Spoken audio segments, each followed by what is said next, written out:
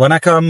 நான் டாக்டர் ராமநாதன் அர்ச்சனா. இன்றைக்கு 2025 ஆண்டு மார்ச் மாதம் 30 ஞாயிற்றுக்கிழமை ஒரு சின்ன வீடியோ ஒன்று நான் அண்மையில பார்த்த நான் என்னென்றால் காலை 11 மணி அண்மையில பார்த்த நான் போதனா வைத்தியசாலை. அது எந்த போதனா வைத்தியசாலைன்னு உங்களுக்கு தெரியும். ஒரு வைத்தியசாலை ஒன்றுல ஒரு வீடியோ ஒன்று இருந்தது. அவன் சாவச்சேரியான் தான் உங்களுக்கு சரி என்று முடிகின்ற ஒரு வீடியோ ஒன்று நீங்கள் எல்லாரும் பார்த்திருப்பீங்கள். அது சம்பந்தமான உண்மையான விடயங்களை பொதுமக்களுக்கு நான் சொல்ல வேண்டும் என்ற ஒரு வைத்தியர் என்ற அடிப்படையிலையும் அதோட இப்போது மக்கள் பிரதிநிதி என்ற அடிப்படையிலையும் இந்த உண்மையான விடயங்களை நான் பொதுமக்களுக்கு தெளிவாக சொல்ல வேண்டும் என்பதால இந்த வீடியோவை நான் உங்களுக்கு தாரன். இது ஒரு சின்ன ஒரு 10 to 15 மினிட்ஸ் வீடியோவாக இருக்கும். அது என்னென்றால் ஒரு வைத்தியசாலையில வைத்தியர்களுடைய வேலை என்ன, நர்ஸுடைய வேலை என்ன சம்பந்தமான வீடியோஸ் முதல் உங்களுக்கு நான் போட்டிருக்கிறேன்.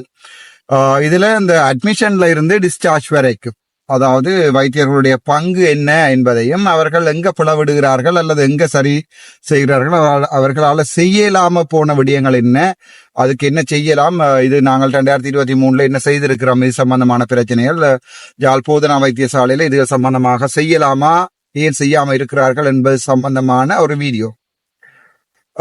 என்னடா உங்களுக்கு தெரியும், சாதாரணமாக வைத்தியசாலை உதாரணத்துக்கு ஒரு போதனா வைத்தியசாலை 2 கட்டங்களாக 2 பிரிவுகளாக பார்க்கலாம். ஒன்று உள்ளக விடுதிகள் சம்பந்தமான வைத்தியசாலை அல்லது வெளிநோயாளர் பிரிவு, ஓபிடி அவுட் பேஷண்ட் டிபார்ட்மெண்ட் என்று சொல்லுவார்கள்.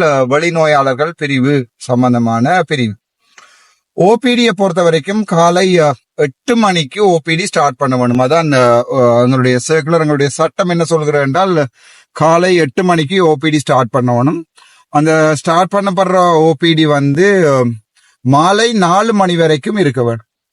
வெளிநோயாளர் பிரிவில் மாலை 4 மணி வரைக்கும் ஓபிடி ரன் பண்ணணும். அதுல எந்த சந்தேகமும் இல்லை. சில ஓபிடியில உங்களுக்கு தெரியும் 2 மணி பிறகு அட்மிஷன் 2 மணி பிறகு ஹாஸ்பிட்டலுக்கு போனா அட்மிஷன் ஆமாண்டு அல்ல, 4 மணி வரைக்கும் ஓபிடியில நோயாளர்களை பார்க்க வேண்டும். அதுக்கு பிறகு நேரடியாக 4 மணிக்கு பிறகு அட்மிஷன்ஸ் தான். என்றால் இந்த மருந்து கொடுக்கிற இடங்களை பாத்தீங்கன்னா அது எந்த வைத்தியசாலையா இருக்கலாம், பார்மசியை பாத்தீங்கன்னு சொன்னால் ஓபிடி பார்மசி ஒன்று இருக்கும், இண்டோர் பார்மசி ஒன்று இருக்கும். இண்டோர் பார்மசி, உள்ளக பார்மசி, மற்றது ஓபிடி பார்மசி ஒன்று இருக்கு. இந்த ஓபிடி பார்மசில ஒர்க் பண்ற ஆக்கள் வளமையாக 5-5:30 வரைக்கும் வேலை செய்யறது வழக்கம். சில இடங்கள்ல வெளியின போறது நான் பார்த்திருக்கிறேன். 3 மணிக்கு போனால் கூட பார்மசிஸ்ட் எனப்படுவார்கள் என்றால் யாருன்னு சொன்னால் அந்த மருந்து வைத்தியர் எழுதுகின்ற மருந்து சிட்டையை வாசித்து அதுக்குரிய மருந்தை சரியாக கொடுக்கிறது தான் பார்மசிஸ்டினுடைய டிஸ்பென்சர்ஸ் என்று சொல்லுவார்கள் அல்லது பார்மசிஸ்ட் என்று சொல்லுவார்கள். டிஸ்பென்சர்ஸ் என்றது வழங்குவார்கள், பார்மசிஸ்ட் என்றது அதை விட ஒரு கொஞ்சம் பார்மசி ஒரு இன்டர்னல் டிகிரியோ இல்லாட்டி ஒரு எக்ஸ்டர்னல் டிகிரியோ முடிச்சாக்கள் அது பார்மசிஸ்ட் என்று சொல்லுவார்கள். ஸோ எல்லா டிஸ்பென்சர்ஸும் பார்மசிஸ்ட் அல்ல, அதையும் விளங்கிக் கொள்ளணும். ஓபிடியில டிஸ்பென்சர்ஸ் இருப்பார்கள். அவர்கள் நீங்கள் டாக்டர் எழுதி தந்த துண்டை தந்த உடனே அதை கொண்டு போய் அங்க கொடுத்தால் அதுக்குரிய மருந்தை தருவார்கள். சரியான மருந்தை தர வேண்டியது அவர்களுடைய கடமை. சரி, அது வெளிநோயாளர் பிரிவு அது அவ்வாறு இயங்குகிறது. வைத்தியர்கள் சின்ன சின்ன விடயங்களுக்கு காலில் புண், காய்ச்சல், அதாவது வீட்டுல போய் மேனேஜ் பண்ணக்கூடிய, வீட்டுல போய் சமாளிக்கக்கூடிய விடயங்களை அவர்கள் நாளைக்கு இந்த மருந்தை குடிச்சிட்டு 2 நாள்ல வாங்கோ, சரி வராட்டி போர்ட்ல அட்மிட் பண்ணுவோம் என்று சொல்லி அனுப்புவார்கள். அதை வெளிநாட்டுல எப்படி சொல்வார்கள் என்று சொன்னால் ஜெனரல் பிராக்டிஸ் என்று சொல்வார்கள். அதாவது வெளிநாட்டுல இந்த ஓபிடி மாதிரியே இப்ப யூகே எடுத்து பாத்தீங்கன்னா எல்லா நோயாளர்களும் யூகேல போறையில ஹாஸ்பிட்டலுக்கு அவர்கள் அந்த ஜிபி இடம் காட்டுவார்கள். ஜிபி பார்த்துட்டு அதுக்கு முக்கியமானதுக்கு அங்கங்க ரிஃபர் பண்ணுவார்கள். வெளிநாடை ஒட்டிய எங்களுடைய மருத்துவமா இருந்தாலும் நாங்கள் சற்று ஆஸ்திரேலியாவினுடைய பக்கம்தான் எங்களுடைய டிசைன்ஸ் இருக்கிறது. அதாவது மருத்துவ கட்டமைப்புகள் ஆஸ்திரேலியா ஒருவரால ஆஸ்திரேலிய அரசாங்கத்தின் மருத்துவ கட்டமைப்புகளை ஒப்பிட்டு தான் அந்த இதுகள் ஆரம்பிக்கப்பட்டது. அது வெளிநோயாளர் பிரிவு. சரி, அதாவது வாட்டுகள் எனப்படுகிறது வாரியங்கிற என்றால் அங்க சாதாரணமாக ஒரு போதனா வைத்தியசாலையோ அல்லது அது தவிர்ந்த ஒரு சில போதனா வைத்தியசாலை கீழே ஜெனரல் ஹாஸ்பிட்டல் இருக்கிறது, அதுக்கு கீழே டீச்சிங் ஹாஸ்பிட்டல் கீழே ஜெனரல் ஹாஸ்பிட்டல் இருக்கிறது, அது கீழே டிஸ்ட்ரிக்ட் ஜெனரல் ஹாஸ்பிட்டல் இருக்கிறது, அது கீழே பேஸ் ஹாஸ்பிட்டல் இருக்கிறது, அதையும் கீழே டிவிஷனல் ஹாஸ்பிட்டல் இருக்கிறது, அதுக்கு கீழே பிஎம்சியூக்கள் இருக்கிறது. அப்படிதான் அந்த ஓர்டர். அதுல இப்ப யாழ்ப்பாணத்தை பொறுத்த வரைக்கும் நான் நினைக்கிறேன் தெல்லிப்பளை உட்பட பருத்தித்துறையில எல்லா இடமுமே இன்டர்ன் டாக்டர்ஸ் வேலை செய்யற ஒரு சிஸ்டம் கொண்டு வந்திருக்கிறார்கள். இன்டர்ன் டாக்டர் எனப்படுவார்கள் ஒரு கோர்ஸை முடிச்சு, அதாவது எம்பிபிஎஸ் கோர்ஸை முடிச்சு ஒரு வருடங்கள் டிலே இருக்கிறது. அதாவது வந்து ஒரு வருடங்கள் வீட்டில தான் இருக்கணும், ப்ரீ இன்டர்ன் என்று சொல்லுவார்கள். அதன் பிறகு ஒரு வருடத்தின் பின்னர் அவர்களுடைய இன்னொரு ஒரு வருடம் 360 நாட்களுமே அவர்கள் தொடர்ந்து 24 மணி நேரமே வேலை செய்து அவர்களுடைய ட்ரைனிங்கை எடுப்பார்கள். உள்ளக பயிற்சி என்று சொல்லி அதை தமிழ்ல சொல்லுவோம், நாங்கள் இன்டர்ன் டாக்டர்ஸ் என்று சொல்லுவோம். சோ ஒரு வைத்தியசாலையில எடுத்துக்கொண்டால் உள்ளக பயிற்சி உள்ள வைத்தியசாலையில இருக்கிற வைத்தியர்கள் வந்து அங்க 24 மணி நேரம் இருக்கணும். இப்போ சாதாரணமா ஒரு ஓட்டுக்கு 4 பேர் இருக்கணும் என்று சொன்னால் காலம் 8 மணில இருந்து பின்னர் 4 மணி மட்டும் பேஷண்ட் கூடின நேரங்கள்ல 4 பேரும் வேலை செய்தாக வேணும். அதுக்கு பிறகு மாறி மாறி ரெஸ்ட் எடுத்து கொஞ்ச நேரம் போய் படுத்து, அப்படி நாங்களும் அந்த அதே இன்டர்னை கழுபோவில, அது இங்க யாழ்ப்பாணம் மாதிரி அல்ல, கழுபோவில ஒரு ஆக்சிடென்ட் எமர்ஜென்சி வார்டு உங்களுக்கு தெரியும். ஆகவே அங்க சர்ஜிக்கல் வார்டுல வேலை இருந்தால் ஒரு நாளைக்கு 150 டிஸ்சார்ஜ் எழுதணும். சும்மா அவங்கள மாதிரி 30-40 டிஸ்சார்ஜ் எழுதுற தம்பி 150 டிஸ்சார்ஜ்ல கேஷுவாலிட்டி வார்ட்ஸ்ல நாங்கள் எழுதின வரலாறுகளும் உண்டு. வைத்தியர்களை குறை சொல்லையில வைத்தியர்களுடைய பிரச்சனைகள் சம்பந்தமா வடிவாக ஒரு மக்களுக்கு ஒரு தெளிவூட்ட போறேன் என்றால் வைத்தியர்களுடைய குரலையும் கதைக்கிறதுக்கு யாராவது வேணும், மக்களுடைய பிரச்சனையை கதைக்கணும். இது சிம்பிள் வந்து வேற வேற வைத்தியசாலைகள்ல இந்த பிரச்சனைகள் இலவுபடுத்தப்பட்டிருக்கிறது. அதுதான் அந்த உங்களுக்கு தெரியும் இன்டர்ன் டாக்டர்ஸ் சம்பந்தமான ஒரு வீடியோ வந்து யாழ்ப்பாணத்தான் சாவச்சேரியன் தான் சரி உனக்கு என்று சொல்ற அளவுக்கு அது வைத்தியர்களை பாதிக்கிற அளவுக்கும் அந்த வீடியோக்கள் போயிருந்தது, நீங்கள் பார்த்திருப்பீங்கன்னு நினைக்கிறேன். சோ இதுல அட்மிஷன்ஸ் என்று சொல்லப்படுகிறது. அட்மிஷன் என்று சொன்னால் அனுமதி என்று பாத்தீங்கன்னா சாதாரணமாக ஒரு சர்ஜிக்கல் அல்லது மெடிக்கல் அல்லது பீடியாட்ரிக் அல்லது ஜீனோப்ஸ் 4ஆக பிரிப்பார்கள் இந்த அட்மிஷன்ஸ். அதாவது வந்து இந்த அனுமதிகள் ஓட்டுக்குள்ள இருக்கிற அனுமதிகளை வந்து 4ஆக பிரிப்பார்கள். அதை விட மைனர் டிசிப்ளின்ஸுக்கும் வந்து அட்மிஷன்ஸ் போகும். நான் விளங்கப்படுத்துறேன் என்னவென்றால், இப்ப நீங்க காலில் புண்ணண்டு போனால், காலில் புண் அல்லது காலில் வீக்கம் அல்லது வயிற்று கூத்துது என்று பார்த்தால் அதை பாப்பினும் அதை சர்ஜிக்கல் கண்டிஷனா மெடிக்கல் கண்டிஷனாண்டு ஓபிடியில சும்மா நீங்க உங்களுடைய ஹிஸ்டரி ஒன்று எடுத்து பார்த்தீங்கன்னா இப்ப உங்களுக்கு இப்ப உதாரணத்துக்கு வயிற்று கூத்தண்டே பார்ப்போம். வயிற்று கூத்துல 4 ஓட்டுக்கும் போகக்கூடிய சாத்தியக்கூறு இருக்கு. எப்படி என்றா இப்ப ஒரு 13 வயசு பிள்ளை வருது வயிற்று கூத்தட்டு, அதுல இப்ப ஹிஸ்டரி எல்லாம் எடுத்து காய்ச்சல் எல்லாம் இருக்கான்னு பாக்கல, அது சர்ஜிக்கல் கண்டிஷனா இருக்கலாம், ஒரு அப்பெண்டிசைட்டிஸா இருக்கலாம். சோ அத அந்த டாக்டர் நினைச்சாருந்தாலும் இது அப்பெண்டிசைட்டிஸா இருக்குமான்னு சொல்லி சர்ஜிக்கல் போர்ட்டுக்கு அட்மிட் பண்ணுவார். இல்ல இதை சீரியஸான பிரச்சனை இப்ப இன்டர்செப்ஷன் என்றால் 13 வயசுல இன்டர்செப்ஷன் வராதுன்னு சொல்லி நீங்கள் மெட்டாவல் சிரிக்கலாம். சரி, வேறு ஒரு பீடியாட்டிக்ல ஒரு சர்ஜிக்கல் எமர்ஜென்சி என்றால் நாங்கள் உதாரணத்துக்கு பாய்சனிங் என்று பார்ப்போம். மருந்தை குடிச்சிட்டு வந்திருக்குது இந்த பிள்ளை இதாண்டு நினைச்சால் நாங்கள் எமர்ஜென்சி யூனிட்டுக்கு அட்மிட் பண்ணி அங்க ஸ்டெபிலைஸ் பண்ணி தான் அப்புறம் ஓட்டுகளுக்கு அனுப்புவோம். அதே 13 வயசு பிள்ளைக்கு கேட்கிறோம் 5 நாளா வயிற்று குத்து இருக்குது, கை வந்து குளிரா இருக்குது, முன்னுக்கு ஃப்ரண்டல் ஹெடேக் இருக்குது, நான் ஒவ்வொரு விடயங்கள் மருத்துவ சம்பந்தமானதை போறேன், அது எல்லாத்தையும் பார்த்தேக்க கெஸ் பண்ணா ஓகே இட்ஸ் லைக்லி டெங்கு மாதிரி இருக்கென்றால் உடனடியாகவே அது 13 வயசு பிள்ளை என்றால் இப்ப சர்க்குலரின் படி பீடியாட்ரிக் வார்டுக்கு அனுப்புறையில 13 வயசு, சில ஹாஸ்பிட்டல்ல 12 வச்சிருக்கீங்கன்னா 13 என்றால் பீடியாட்ரிக் வார்டுக்கோ அல்லது மெடிக்கல் வார்டுக்கோ அனுப்பக்கூடிய சாத்தியப்பாடு இருக்கு. இதே ஒரு பொம்பளை பிள்ளை 13 வயசு என்றால் பீரியட் ஸ்டார்ட் பண்ணிட்டேன்னு சொன்னா அந்த பிள்ளை மேபி அந்த வயிற்று குத்து வந்து பீரியட்ஸால இருக்கலாம். சோ அதை கேட்டுட்டு உங்களுக்கு ப்ளீடிங் எப்ப வந்தது அது இதெல்லாம் கேட்டு நாங்கள் அதை ஒரு ஜீனோப்ஸ் போர்ட்டுக்கும் அனுப்புறதுக்குரிய சாத்தியக்கூறு இருக்கு. இதுதான் அட்மிஷன். இவ்வாறு தான் அட்மிஷன் போடுறது. சும்மா இந்த மாதிரியாக அட்மிஷன்ஸ் போடுவதில்லை. இல்ல இதை நாங்கள் வீட்டை அனுப்பிட்டு இப்ப இந்த ஆறுதலா பார்க்கலாம்டா நான் உங்களுக்கு ஒரு மருந்து தாரன் குடிச்சிட்டு நாளைக்கு வாங்க சும்மா ஒரு டைக்ளோஃபெனக் சோடியம் ரீனல் கோலிக் மாதிரி இருக்கண்டால், ரீனல் கோலிக் என்றால் இப்போ உதாரணத்துக்கு சிறுநீரகத்துல சாதுவா கட்டியல் இருக்கண்டால் ஒரு 50 வயசு ஆள் அது பழைய ஸ்ட்ரீம் இருக்கு. அப்படி கணக்கு விடயங்கள் நான் மெடிசின் சம்பந்தமா பொதுமக்களுக்கு தேவையான வீடியோஸ் நான் போடுறேன். நாங்கள் அதை அனுப்பி நாளைக்கும் பாக்குறது அது அப்படி சின்ன சின்ன விஷயங்கள் நான் போடுறேன். சரி, நீங்க வார்டுக்கு அட்மிட் ஆகின உடனே அந்த அட்மிஷன் சீட் என்ற ஒரு அட்மிஷன் சீட் ஒன்றை உங்களுக்கு தருவார்கள். உங்களுடைய கையில தரையிலாது தரமாட்டார்கள். அந்த உங்களோட இருக்கிற அட்டெண்டன்ட்ட கொடுத்து விடுவார்கள். சில நேரம் சில இடங்கள்ல அட்மிஷன் சீட்டை பேஷண்டே கொடுத்து விடுறது. அதுல அட்மிஷனை பதியுங்கன்னு சொல்லி, அதாவது இந்த நாங்கள் உள்ளுக்குள்ள போட்டிருக்கிறோம், அதுல போய் பதியணும். எந்த போட்டுக்கு போறோம், எந்த வயசு, யாரு நிக்க போயினோம், இடம் என்ன, பேர் என்ன, ஊர் என்ன, போன் நம்பர் என்னன்னு அட்மிஷனை பதிவார்கள். அட்மிஷனை பதிஞ்சு போட்டு அதுக்கு பிறகு அவர்கள் சொல்வார், அம்மா 4ஆம் போட்டுக்கு போங்கோ, அம்மா 7ஆம் போட்டுக்கு போங்க. போர்டையும் போட்டு தருவார்கள். டாக்டரே அந்த போர்டை போடுவார் அந்த அட்மிஷன் சீட்ல. சோ அதுல டாக்டர் யோசிப்பார் என்றால் இது இயூக்கு அட்மிட் பண்ண தேவையில்லை, எமர்ஜென்சி யூனிட்டுக்கு அட்மிட் பண்ண தேவையில்லை. பட் இதை டாக்டர்ஸ் டப்பண்டு பாக்குறது நெல்லம் அப்படின்னு நினைச்சால் அதுல ஒரு சீல் ஒன்று எக்ஸ்ட்ராவா இருக்கும். அது HO டு ஸ்டட் என்று சொல்றது. HOன்றது ஹவுஸ் ஆபீசர், டு சி என்றா பார்ப்பதற்கு, ஸ்டட் என்றால் உடனடியாக பார்ப்பதற்கு என்று சொல்லி இருக்கும். HO டு ஸ்டட் என்று அதை அதுல அடிச்சு விடுவார்கள். அப்ப அதை கொண்டு போய் நீங்கள் போர்ட்ல இருக்கிற நர்சிங் ஸ்டாஃப் அடிங்க, மேடம் அட்மிஷன் உண்டு, மிஸ் அட்மிஷன் ரெண்டாவது அதை வேண்டி பார்க்க அவ என்னென்றால் கண்டினியூஷன் ஷீட் என்று சொல்லப்படுகின்ற இன்வெஸ்டிகேஷன் ஷீட் என்ற ஃபாலோ அப் ஷீட், அப்படி கொஞ்சம் ஷீட்டுகளையும் அந்த அட்மிஷன் ஷீட்ல அட்டாச் பண்ணி அதையும் ஒரு ஓட்டையை போட்டு குத்தி நூலால கட்டி அதை அங்க அட்மிஷன் புத்தகத்துல பதிவார்கள். போர்ட்ல இருக்கிற அட்மிஷன் புத்தகத்துல பதிவார்கள். அப்ப அவ அதை பார்த்துட்டாண்டா, டாக்டர் இதுல ஒரு HO டு ஸ்டட் ஒன்று வந்திருக்கு, அங்க இருக்கிற HO ஹவுஸ் ஆபீசர், நான் உங்களுக்கு சொன்னேன் அந்த ட்ரைனிங் டாக்டர்ஸ், அவையே உடனே பார்க்க சொல்லி சொன்னா அந்த டாக்டர் இதை பார்த்து போட்டு அவருடைய நாலேஜ்ல கொஞ்சம் சிக்கலா இருக்குன்றால் அவர் அதுக்கு மேற்பட்ட டாக்டர்ஸுக்கு அழைக்கணும். SHOவையோ இல்லாட்டி ரெஜிஸ்ட்ராரையோ கூப்பிட்டு, அண்ணன் இப்படி ஒன்று வந்திருக்கு, ப்ளீடிங்கோட வந்திருக்குது, மியூகோசல் ப்ளீடிங் இருக்குது, அல்லது ஒரு பிடிச் இருக்கு அப்படி என்று சொல்லி அதை கூப்பிட்டு காட்டி, அதுதான் இந்த வளமையான நடைமுறை. சரி, அதை டாக்டர்ஸ் பாக்கினா அப்புறம் போர்ட்ல இருக்கிறீங்களா, 5 நாள் இருக்கிறீங்க, ரைட். இப்ப ஒவ்வொரு நாளும் வோட் ரவுண்ட் நடக்கும், உங்களுக்கு தெரியும். அப்ப வோட் ரவுண்ட் என்று சொல்லப்படுகிற என்னென்றால், இப்ப அந்த நேரம் ஏன் பை ஸ்டாண்டர்ஸ் எல்லாத்தையும் வழியால் அனுப்புறேன்றால், அந்த பேஷண்ட்ட நாங்கள் ஓப்பனா கேட்க போறோம், உங்களுக்கு என்னமா பிரச்சனை, பீரியட் எப்ப வந்தது, உதாரணத்து ஒரு பொம்பளை பிள்ளை 17 விஷயம், 17 வயசு பிள்ளை ஒரு ஹெவி மென்ஸ்ட்ரல் ப்ளீடிங்கோட வந்திருக்கின்றால், வெளியில உங்களுக்கு பாய் ஃப்ரெண்ட் இருக்கா, அவர் ஏதாவது பிரச்சனை இருக்கா, அப்படி இப்படியாண்டு கன விடயங்களை கேட்க வேண்டி இருக்கும். சிலதுகளை எக்ஸ்க்ளூட் பண்றது, அதாவது சில விடயங்களை நாங்கள் அது ஆக இருக்காது. உதாரணத்துக்கு ஒரு என்ன சொல்றது,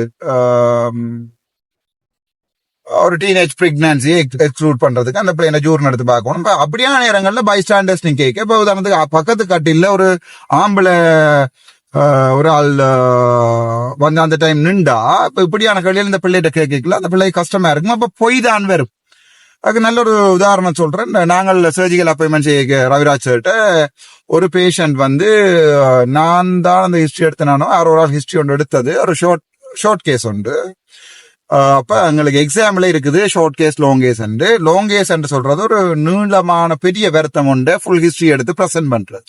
நாங்கள் எப்படி வருத்தத்தை கண்டுபிடிச்சினாலும் இந்த ஹிஸ்டரியில வச்சு எக்ஸாமினேஷனை வச்சு நாங்கள் இந்த வருத்தம் ஒன்று கண்டுபிடிச்சிட்டோம், ஸ்டூடெண்ட்ஸ் ப்ரெசென்ட் பண்றது லாங் கேஸ். அது மாதிரி ஷார்ட் கேஸ்ன்றது 2 நிமிஷத்துல பார்த்துட்டு ஒரு கட்டியை காட்டினா இது என்னது சிபேசியஸ் சிஸ்டான்னு காட்டுறது. சும்மா ஒரு உதாரணத்துக்கு ஒரு சின்ன தோல் கட்டியா.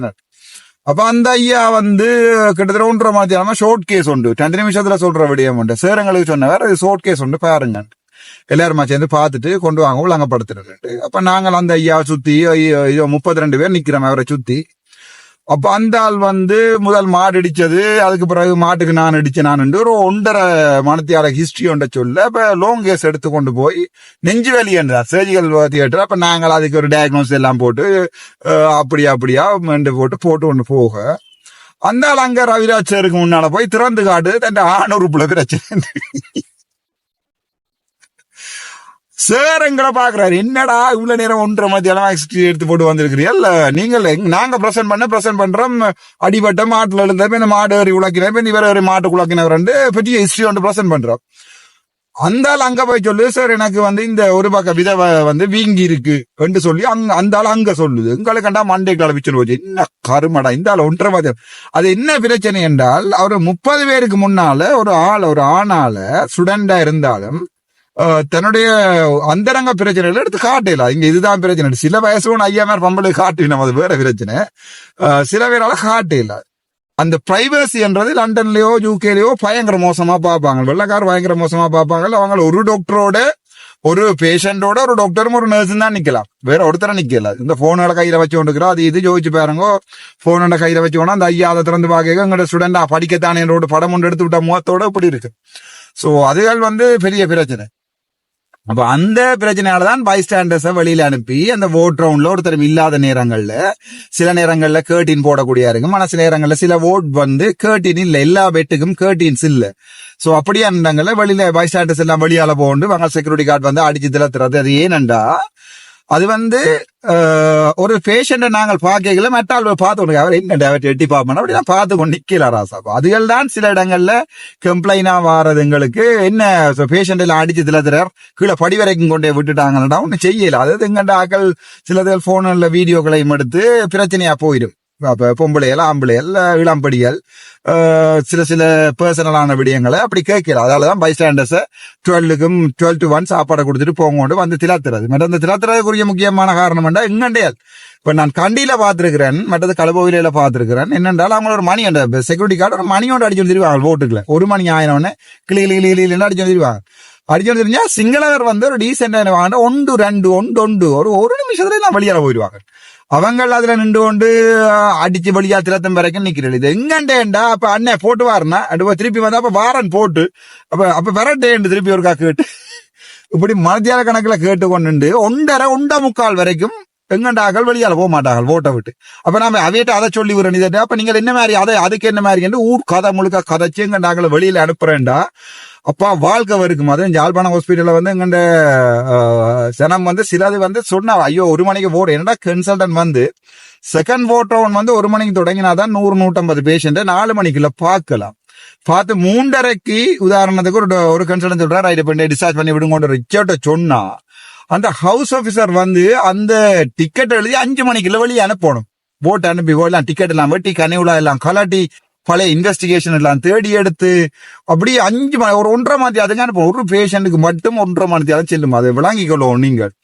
அப்ப அதுக்குள்ள அந்த சனம் 5 மணிக்கு போவாட்டி அங்க ஓபிடி பார்மசியை பூட்டி போடுவாங்க. நான் உங்களுக்கு சொன்ன ஓபிடியில ஒரு பார்மசி இருக்கண்டு. அப்ப இந்த சனம் உதாரணத்துக்கு நெடுந்தீவுல இருந்த அந்த சனத்தை டிஸ்சார்ஜ் பண்ணி விட்டுட்டோம், 5:10க்கு டிஸ்சார்ஜ் பண்ணி விட்டுட்டோம். ஆனா அங்க 5 மணிக்கு ஓபிடி பூட்டு. இந்த மனுஷன் நெடுந்தீவுல இருந்து கஷ்டப்பட்டு வந்து திருப்பி நெடுந்தீவுக்கு போயிட்டு நாளைக்கு இப்படி வந்து மருந்து எடுக்கலாமான்னு யோசிச்சு பாருங்க. அது ஒரு பெரிய பிரச்சனை சரிதானே. சோ இத வந்து இப்படியான ஒரு பிரச்சனைகள் இருக்கு. மற்றது இப்ப சாதாரணமா ஹவுஸ் ஆபீசர்ஸ் என்றால் சில பேர் நல்ல கெப்பாசிட்டியா வேலை செய்வாங்க.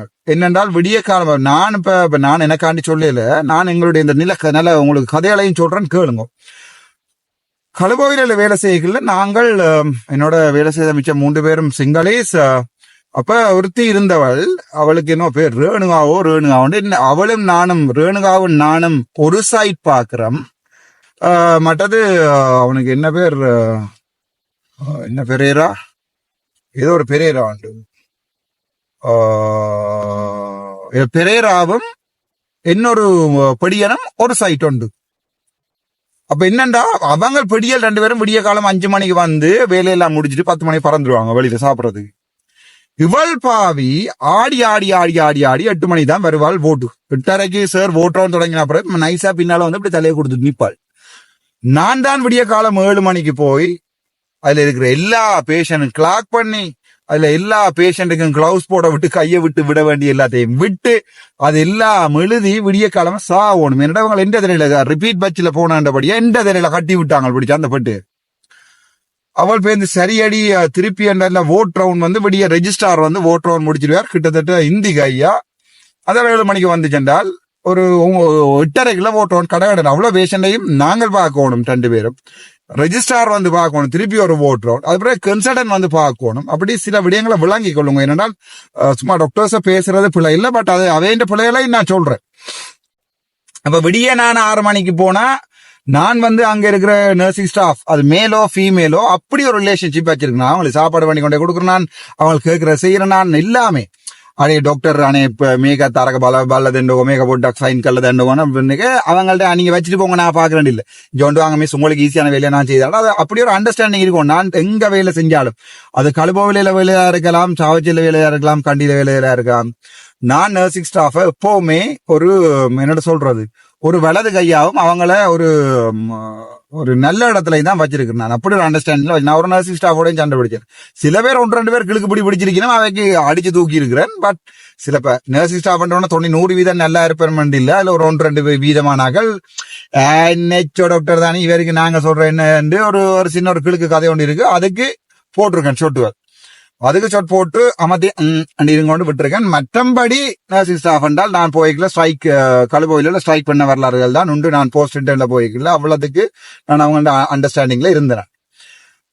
இப்ப டாக்டர் ஆள் பேஷண்ட் ஒரு ஆள் வந்த உடனே இப்ப டாக்டர் ஆளை வந்து இப்ப விடிய காலம் பாத்தீங்கன்னா இன்றைக்கு கேஷுவாலிட்டி அட்மிஷன் வச்சுக்கொள்வோம். முக்கியமா யாழ்ப்பாணம் மாதிரி ஆன வைத்தியசாலையில இப்ப இதுகளை அங்க இருக்கிற டாக்டர்ஸ் மேல வழியில மக்களை சொல்லணும் சொல்லி அதால நான் சொல்றேன். கேஷுவாலிட்டி அட்மிஷன் என்று சொன்னால் 1-2 இல்ல சும்மா எக்கச்சக்கமான பேஷண்ட்ஸ் வரும்.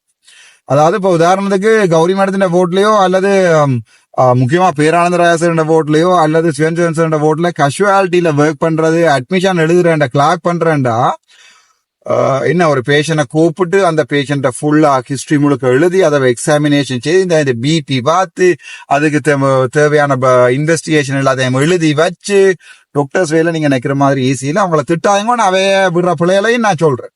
அப்ப சரியான வாழ்க்கை வருத்த வேலை விடிய 6 மணி போல அதுக்குள்ள ஓட்டவும் செய்யணும். எப்படி என்று பாருங்க, ஒரு 100 பேஷண்ட் இருக்குது, 100 பேஷண்டையும் விடிய காலம் எழுப்பி அம்மா என்ன மாதிரி இன்றைக்குண்டா அம்மா இன்றைக்கு என்ன மாதிரின்றது பதில் சொல்ல மாட்டான். மகன் அப்ப இந்த நேற்று எங்கட மகன் வந்து உங்கள்ட்ட ஒரு டீட்டெயில் ஒன்று சொல்ல சொன்னவரேண்டா எங்கட மாமி சித்தி லண்டன்ல வந்திருக்கிறாவாம், அவ 11:30 வந்து பாத்துட்டு போறான். ஆனா இன்றைக்கு என்ன பிரச்சனை என்று சொல்லணும், இன்றைக்கு காலம் என்ன பிரச்சனைன்னு சொல்லணும், வயிற்று குத்துதா இல்லையாண்டு கேட்க. அப்ப வயிற்று குத்துற பிரச்சனை தம்பி எப்ப வட்டி விடுவீரான்றான் அடுத்த கேள்வி. அப்ப ஒரு பேஷண்ட பார்த்து 2வது பேஷண்ட்டுக்குள்ள பாயிரத்துக்குள்ள 10 நிமிஷமாவது பிடிக்கும். 100 பேஷண்டா இத்தனை பேரா எப்படி அவன் கிளாக் பண்றது? அவன் விடிய 5 மணிக்கு விடிய காலமா வந்து கிளாக் பண்ண தொடங்க, அதுக்குள்ள இவன் பாய் மாறி மாறி ரெஜிஸ்டார் மாறி 5-6 பேர் இருப்பானுங்க. சில ஓட்டுகள்ல வந்து ஒரு ரெஜிஸ்டார் இருந்தா பரவாயில்லை, இவனுக்கு 5-6 பேரும் முன்னுக்கு இருந்து ஓட்டு அவன் செய்வானுங்க. சரிதான், நாங்கள் வந்து 100 பேரையும் பார்த்து அது பிறகு இவனுக்கு பின்னால இழுபடணும். இவனுகள் போட்டு அதுக்கு பிபிஏ பேருக்கா திருப்பி அதுக்கு ஒரு காலத்துக்கு சொல்லு, அதுக்கு ஒரு நர்வ் எக்ஸாமினேஷன் செய்யண்டா இவேண்ட சிங்கப்புடி புங்குப்புடிக்கு இவைக்கு பின்னால திரியணும். திரிஞ்சா அதுக்கு பிறகு 9 மணிக்கு 8:30 சில கன்சல்டன்ட் வந்து 7:30 வந்துருவாங்க. அப்ப வந்தா இச்சோ கூப்பிட்டு வச்சு சும்மா நங்கு வார அறுப்பாங்க. ஏனென்றால் ரெஜிஸ்டார் மேல அவங்க படிப்பாங்க தானே என்று போட்டு ஒவ்வொரு எச்சோவையும் கூப்பிட்டு பேஷண்ட்ல அக்கறை உள்ள கன்சல்டன்ட் மேல வைக்கணும் இல்லோ. முக்கியமா பேரானந்த ராய சார், அப்பா பேரானந்த ராய சார் அப்ப அதை சொல்லுங்க இதை சொல்லுங்கோண்டு அடியில இருந்து நுனி வரைக்கும் ஒரு பேஷண்ட இதை பார்த்து போட்டுதான் அந்த விடும். அப்போ ஒரு பேஷண்ட்டுக்கு பதில் சொல்றதுக்குள்ளே ஞாபகம் இருக்காது, எழுதினதை பாக்குறதுக்கு எழுதுறதுக்கு டைம் இருக்காது. இவங்க ரெஜிஸ்டார் மாதிரி ஓட் ரவுண்ட் செய்து வச்சிருப்பாங்க. அப்ப இந்த ஒரு ஓட் ரவுண்ட்ல ஒரு எச்சோ படுற பாடு நீங்கள் நினைக்கிற மாதிரி இல்ல. 10வது காலமா சாப்பிட வேணும்.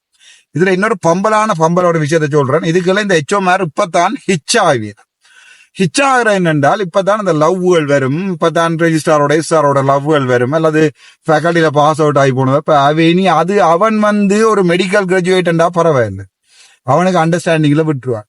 இதே ஒரு கல்யாணம் கட்டி முதல் மாதத்துல ஒரு எச்சோ வந்துட்டேன்டா ஜோஜி பாருங்க, மனுஷங்காரன் கோல் அடிச்சு நீ எங்க நிக்கிற, நீ ரெஜிஸ்டாரோட உங்க கடலை போடுறியா, எனக்கு வீடியோ கால் எடுத்து காட்டு என்றா அது என்னன்னு தெரியல. இதாலதான் அரைவாசி டாக்டர் மாதிரி நான் நினைக்கிறேன் எங்களுடைய வைத்தியசாலையில வேலை செய்யற ஹெச்ஓ ஹவுஸ் ஆபீசர்ஸ்ல 80% டிப்ரெஷனால பாதிக்கப்படுவினம் பட்டிருக்கணும். ஏனென்றால் அவங்கள ஒரு அடி மாடு மாதிரி தான் பாதிக்கிறது. தண்ணி எடுத்துட்டு வா, அந்த ஃபுல் பிளட் எழுதினியா உனக்கு நான் இதை ட்ரேஸ் பண்ண இல்லை சொன்னேன். இந்த ஃபுல் பிளட் ஒவ்வொரு ரெஜிஸ்டார் வந்து எங்கட பீடியாட்டிக் போர்ட்ல கழுபோயில 3 ரெஜிஸ்டார் மாதிரி இருந்தது.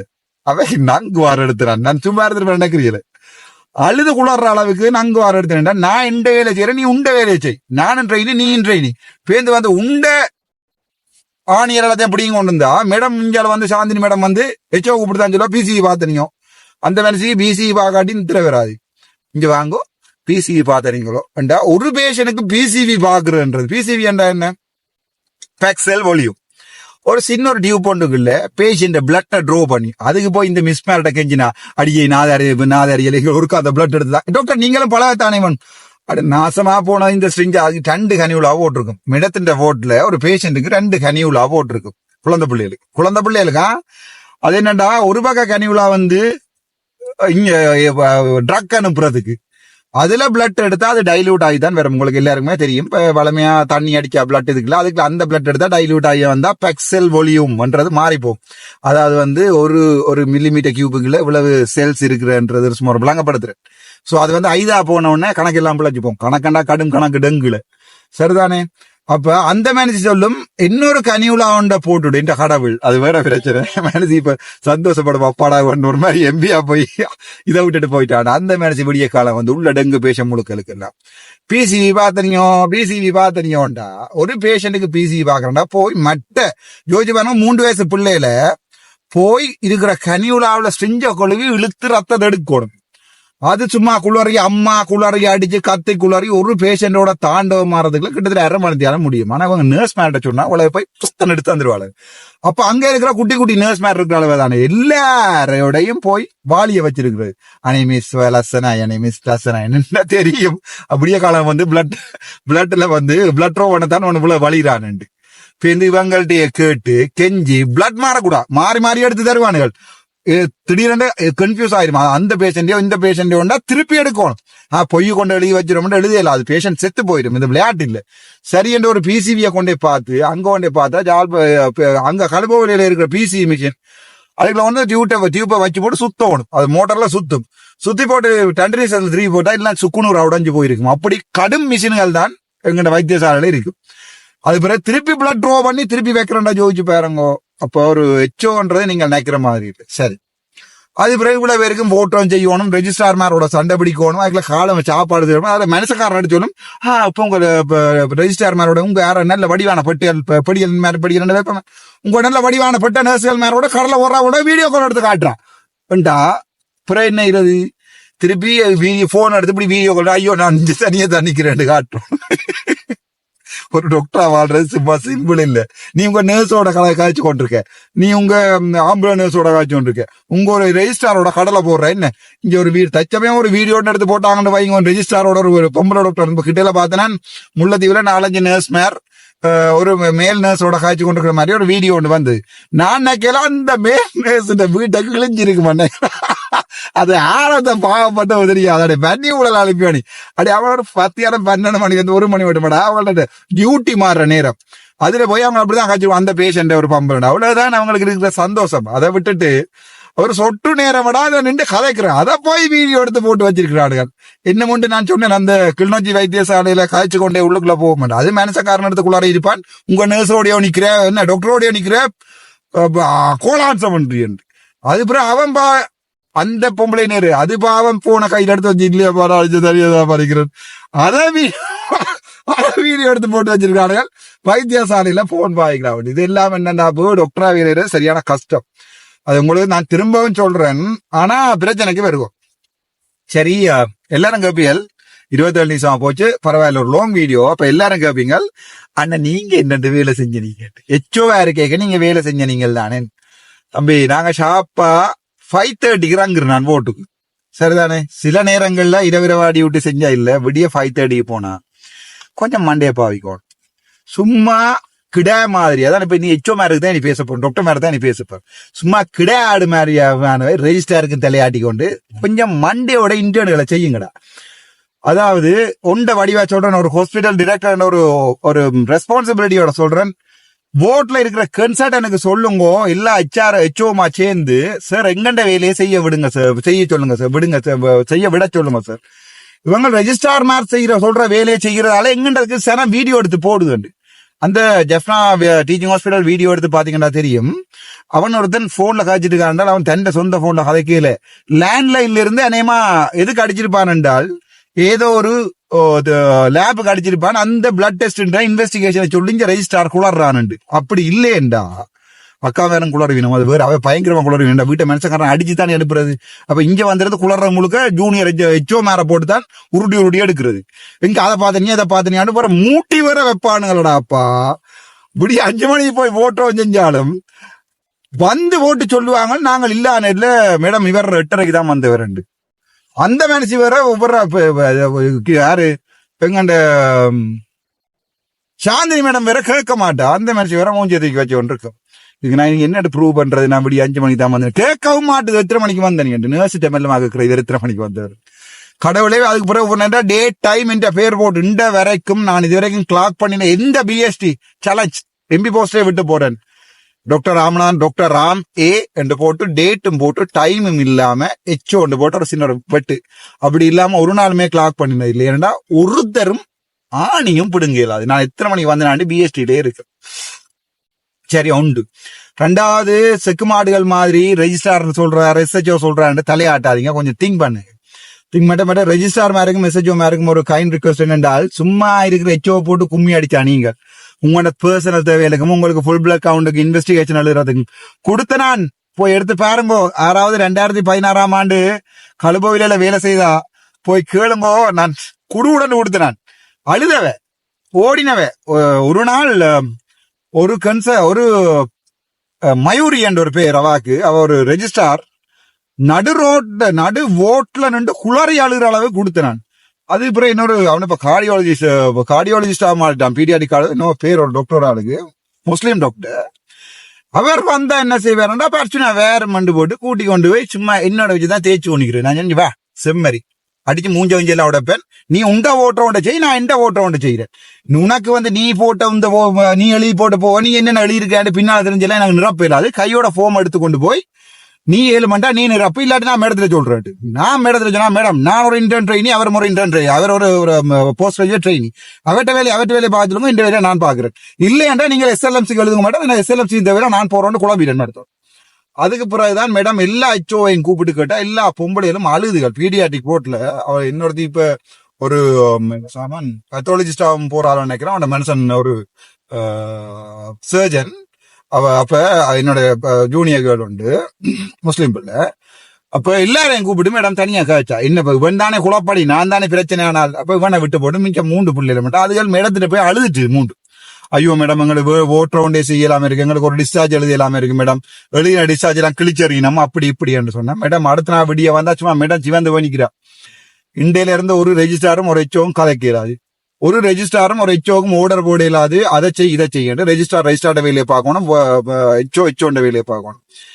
அதுதான் பிரச்சனைடா. முதலாவது ஒரு கன்சல்டன்ட் மேர் இந்த வீடியோ எந்த கன்சல்டன்ட் பாக்குறீங்களோ எனக்கு தெரியாது. பட் திங்க் பண்ணுங்க, உங்களோட ஓட்ல ஒரு இண்டிபெண்டா ஒர்க் பண்ண விடுங்கோ. ஹெச்ஓவை போட்டு ரெஜிஸ்டார் நீங்க போய் ரெஜிஸ்டார் போய் ஹெச்ஓவை அடிக்க. அதுக்கு பிறகு இவங்க எஸ்ஹெச்ஓ மேர் சப்போர்ட் பண்ணுவாங்களுக்கு. அப்படித்தான் ஒரு ஓட்டுன்ற ஒரு மேனேஜ் பண்ணுறது சரியான முக்கியம். நான் விழாத்தையும் சொல்லி போட்டு இதுக்குரிய என்ன பதிலன்னு சொல்றேன். நான் கொஞ்சம் மண்டே பாவீங்க வச்சோ ஹவுஸ் ஆபீசர்ஸ் மண்டே பாவீங்கடாப்பா. விடிய ஒரு 6 மணிக்கு வந்தா அண்டைக்கு டிஸ்சார்ஜ் பண்ண போறோம் சோம்பேறி மாதிரி இருக்காது. ஒரு கொஞ்ச நேரம் கஷ்டப்பட்டா 4 மணித்தியாலும் கையை கால ஆட்டிட்டு இருக்கலாம். அண்டைக்கு விடிய வந்தாடாப்பா 6 மணி இல்ல முதல் நாள் இரவு 11 மணிக்கு போய் குளிச்சுட்டு திருப்பி இரவு 11 மணிக்கு வந்துட்டு முழு பிஎஸ்டிஎம் எடுத்து மேசையில போடு. கழுவோயில நான் செய்தான் தமிழ் நர்ஸ் மாதிரி பார்க்க மாட்டினோம். இரவு 11 மணிக்கு போய் சொல்ல மிஸ் முழு பிஎஸ்டிஎம். அப்பதான் நான் ட்ரக் எல்லாம் பண்ணி கொண்டு போயினோம். எனக்கு இந்த கதை எல்லாம் தெரியாது.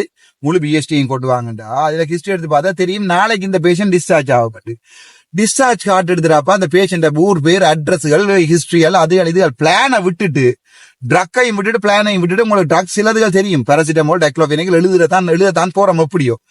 சோ பிளானையும் டிஸ்சார்ஜ் பிளானையும் இதையும் விட்டு போட்டுடாப்பா எழுதி வைங்கோ. முதல் நாள் இரவு போய் எழுதி வைங்கோ. அடுத்த நாள் விடிய டிஸ்சார்ஜ் என்ற ஓட் ரவுண்ட் ஒன்று போய்க்குள்ள டிஸ்சார்ஜ் ட்ரொல்லி ஒன்று கொண்டு வர சொல்லுங்க உங்களோட நர்ஸ் மேரிட்டு. அந்த ட்ரொல்லிகளையாப்பா டிஸ்சார்ஜ் என்று சொல்லிக்கல கடை எடுத்து போடு. ஏற்கனவே நீ முழுக்க எழுதி வச்சிருப்பாய். அப்போ முழுக்க ஏற்கனவே எழுதி வச்சிருப்பாய். அதுக்கு பிறகு நீ என்ன செய்யலாம், 11 மணிக்கு ஓட் ரவுண்ட் முடிஞ்சாலும் 11 டைரக்ட்ல பேஷண்ட் டிஸ்சார்ஜ் பண்ணி தரலாம். எல்லாம் எழுதிருப்பாய். பிளான் மட்டும் தான் உனக்கு எழுதுவோம். பிளான் பண்ணி போட்டு ட்ரேஸ் பண்ண வேண்டிய இன்வெஸ்டிகேஷன் மட்டும் ட்ரேஸ் பண்ணி போட்டு அப்படித்தான் அந்த பேஷண்ட் பக்கத்துல இருக்குண்டா நல்லூர்ல இருக்கிற பேஷண்டா டிஸ்சார்ஜ் கார்டுல எழுதி விடுத்து ரிவ்யூ டுமாரோ உண்டு. விடிய காலம் அந்த பேஷண்ட் வரைக்கும் முதல் நாள் எடுத்து அனுப்பின பிளட் டெஸ்ட்கள் வந்திருக்கும். அப்போ அதை எடுத்து அதுல எழுதி போட்டு திருப்பி ஒரு ரீரிவ்யூ ஒன்று போட்டீங்கன்னா பேஷண்ட் சந்தோஷப்படுமா டாக்டர் நாளைக்கு விடிய புண்ணா விட்டு பார்க்க சொன்ன 2ஆம் தரம் மருந்தை கட்டி அனுப்பி விடு. அது ஒரு சர்ஜிக்கல் போர்ட்ல. 2வது ஒரு டீம் ஒர்க் கொண்டு இருக்கணும். நாங்கள் 4 பேர் வேகனாச்சுன்னா ஒரு அவளுக்கு என்ன ராதிகா அவளுக்கு பேர் அவளோட வேலை கடைசி நான் சொன்னேன் இங்க வா எனக்கு உன்னோட வேலை செய்ய இயலாது. நான் என்ன செய்ய போறேன்டா முதல் 1.5 மாதம் நான் தான் முழு டிஸ்சார்ஜ் 3 மாதம் நிக்கிறோம். 1.5 மாதம் நான் தான் முழு டிஸ்சார்ஜ் எழுத போறேன். நீ வீட்டை போண்டு அவளோட பாய் ஃப்ரெண்ட் அப்ப இங்கயோ வேலை நேஷனல் ஹாஸ்பிட்டல்ல அங்க பக்கம் தூர வேலை அப்ப அவ பாய் ஃப்ரெண்ட போகணும், பாய் ஃப்ரெண்ட் அடிப்பார், அவரும் இன்டர். கொஞ்சம் தயவு செஞ்சு இந்த பாய் ஃப்ரெண்டோட போய் நில்லு, போட்டுக்கு வராது தருத்திரம், போட்டுக்கு வராது, என்னால இயலாது, நீ போ, நானே எழுதுறேன்ட்டு நான் இரவிரவா வந்து விடியக்கான வந்து எழுதி தள்ளிட்டு விடிய 11 மணிக்கு டிஸ்சார்ஜ் சார் ஓட் ரவுண்ட் பண்ணி முடிச்சார். இஸ்மாயில் சார் பார்த்து கொண்டிருந்தால் சார் தயவு செய்து சரியான சந்தோஷம் உங்களோட வேலை செய்தது. விடிய காலம் வந்தா விடிய 11 மணிக்கு வந்தா பேஷண்ட் 11:30 அவ்வளவு எழுதி தள்ளி விட்டுரும். எழுதி போட்டு மிஸ் மேட போய் சொல்றேன், மிஸ் நீங்க 5 பேர் இருந்து நீங்க என்ன வேலை செய்யணும், ஒரு ஆளு இதுல டிஸ்சார்ஜ் மிஸ் போட்டு 11:30 இல்ல டாக்டர் டிரெக்டட் ஆர்டர் வந்து 12 மணிக்கு தான் டிஸ்சார்ஜ் போகணும். ஐயோ சனம் போகணும், தயவு செஞ்சு 11:30 இந்த பேஷண்ட்டுக்கு அனுப்புங்க, டிஸ்சார்ஜ் அனுப்புங்கண்டு. டிஸ்சார்ஜ் ப்ரொசீஜர் எல்லாம் இருக்கு, கழுவோயில் இல்ல, சும்மா அனுப்பலாம், டிஸ்சார்ஜ் கண்ணில் கலட்டி அனுப்பிவிடல, அது இருக்கா இது இருக்காண்டு எல்லாம் செக்லிஸ்ட் எல்லாம் இருக்கு, எல்லாம் செக் பண்ணி தான் அனுப்பணும். 11:30 அனுப்ப தொடங்கிடுவேன்.